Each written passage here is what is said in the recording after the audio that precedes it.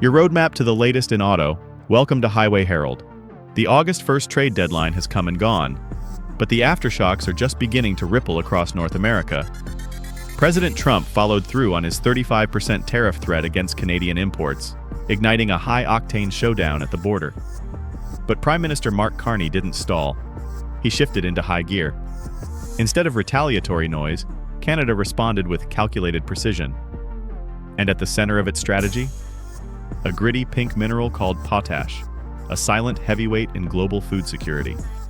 Paired with bold moves in energy and steel, Canada's response is more than a counterpunch. It's a full-scale realignment. Ottawa isn't just keeping pace, it's steering the future of North American trade.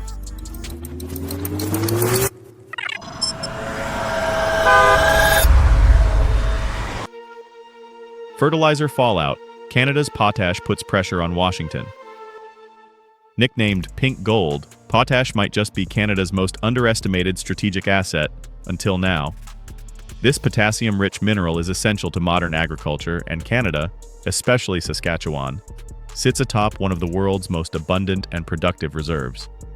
With more than 30% of global output under its belt and annual exports to the U.S. approaching $5 billion, Canada effectively controls the keys to the global fertilizer vault. The numbers highlight the imbalance. American farms consume over 5.3 million metric tons of potash each year, while U.S. production barely cracks 400,000 tons.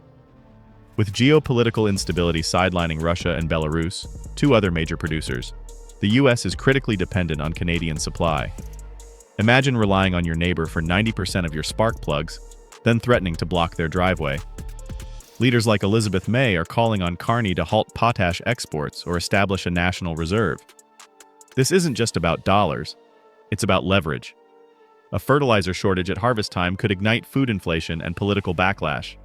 In short, potash is power. But potash isn't the only tool in Canada's strategic shed. Its next move is buried in steel and concrete. Fueling autonomy, how Canada's pipelines bypass U.S. chokeholds. As Trump fires off tariff threats like grenades, Canada is responding with something far more enduring: steel and strategy. Prime Minister Mark Carney has greenlit a major new pipeline stretching from Alberta's oil sands to the Pacific coast. This isn't retaliation, it's rerouting with purpose. Canada's message is clear: no more detours, we're driving our own route. Right now, about 97% of Canadian oil and gas flows south to U.S. refineries, often sold at discounted rates. That's like unloading a brand new Camaro for civic money. Carney's pipeline, paired with the $40 billion LNG Canada terminal in British Columbia, rewrites that equation, opening direct lanes to booming Asian markets. Canada has already shipped its first LNG cargo to Asia, cutting travel time nearly in half compared to U.S. Gulf routes. This isn't just about faster delivery, it's about energy independence. Economist Jeff Rubin frames it best. Canada's move is a hedge against instability and a step toward energy dominance. If Trump hits the tariff brakes, Canada's already steering toward new markets, with torque to spare. And if you've been enjoying the insights so far, don't forget to subscribe to Highway Herald.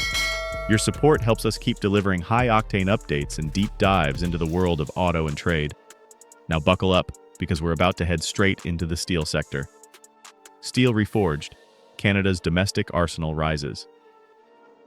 In June, Trump dropped a hammer on Canadian steel, slapping a sudden 50% tariff that jolted factories on both sides of the border and seized up a once fluid supply chain. Contracts vanished overnight, mills ground to a halt, and skilled tradespeople were sidelined. But instead of retaliating with fire, Prime Minister Carney rewired the response. As of August 1st, Canada began enforcing new tariff rate quotas, TRQs, on 5 major steel categories. Non-FTA countries that exceeded their 2024 benchmarks by over 50% were hit with a matching 50% surtax. And steel melted and poured in China? It now faces a direct 25% surcharge at the border.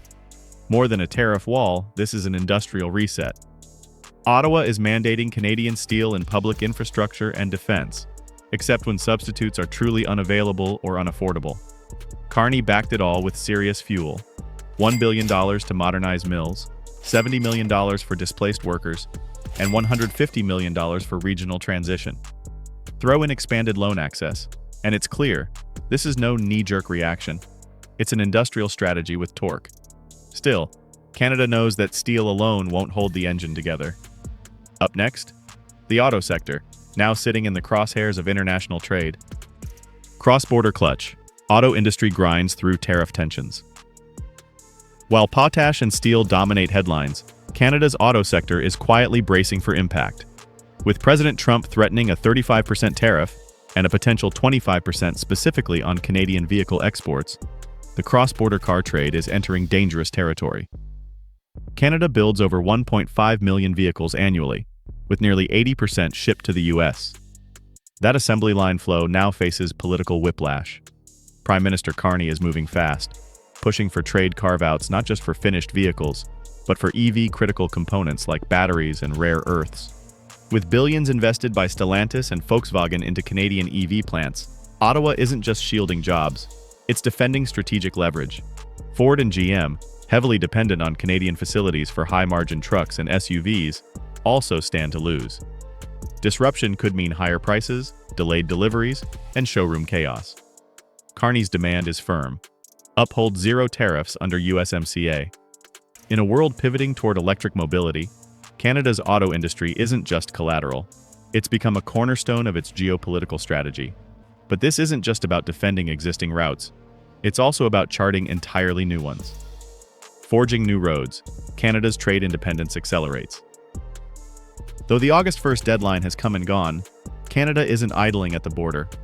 It's already charting new routes, and fast. While US negotiators have softened their tone, Carney's crew is pressing ahead with a strategy that goes far beyond short-term fixes. Canada has strategically paused its digital services tax and extended diplomatic grace to visiting US senators. There's openness to limited quotas on softwood lumber, once a bitter trade battleground. But make no mistake, Carney isn't shifting into reverse. He's building off-ramps.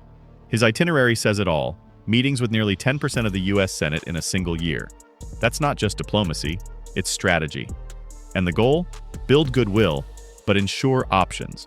From oil deals in India to LNG supply contracts in North Asia and steel routed to Europe, Canada is redrawing the map with bold, diversified lines. This Canada-first approach doesn't scream nationalism, it whispers resilience. Even as Trump blames Canada for fentanyl, despite evidence to the contrary, Ottawa isn't reacting with bluster. It's responding with infrastructure. It's meeting chaos with calculation.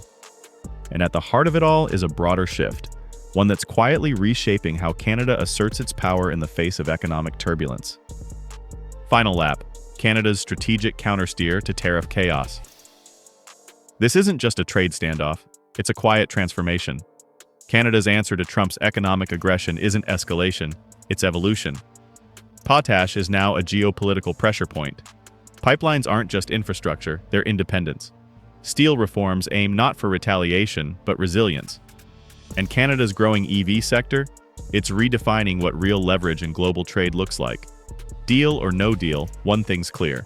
Canada has tossed the old rulebook. Its new strategy isn't reactionary, it's intentional and future-focused. Now we want to hear from you. Can Canada's potash power hold its ground against US pressure?